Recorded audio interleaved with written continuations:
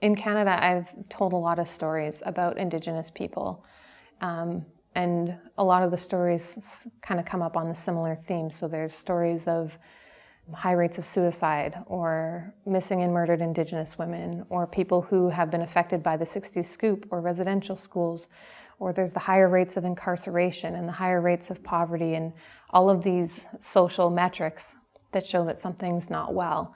And any one of these stories on their own, you find that they always lead their way back to colonization. And so I think it's impossible to talk about anything that's affecting Indigenous people today without having at least part of the conversation be about colonization.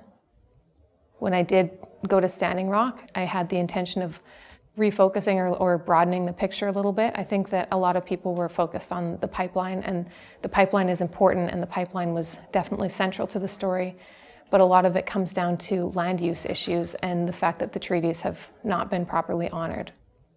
I can definitely see how some of the imagery evokes our understanding of the history of social justice in the US and in Canada, in North America, because there is sort of that idea of conflict, right? Like there's the idea of people without a lot of power marching or demonstrating to try and to equalize the balance. And I think that that fits into our idea of free speech and the idea of like First Amendment stuff. And there's the imagery of the police as that impenetrable force, or like that hard line in the sand, that really speaks to some of that history and some of that background.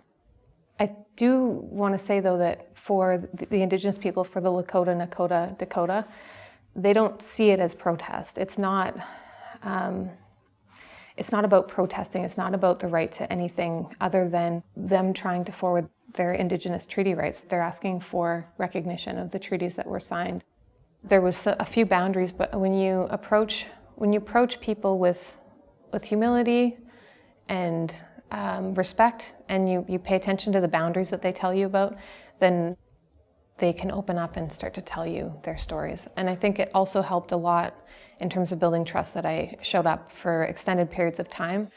I would stay for a minimum of a week at a time, and my first few visits were 2 weeks solid, or a little bit over. So just showing up every day, people see you at the campfires, they see you, around meal times, and I think that just helps to prove that you're going to show up, that you're present, and that you're interested in telling a bigger picture story, not something smaller. I feel like it's a complicated conversation to talk about what the effect of one photograph or even a series of photographs might have in the world. We're so just obliterated by imagery constantly. So I try not to think too much about what one picture or one series can do in the world. I think that that's too much of a burden, but I am trying to make something that captures enough of the emotion and enough of the humanity of the situation that people might pay attention for a minute to find out more about what's happening there.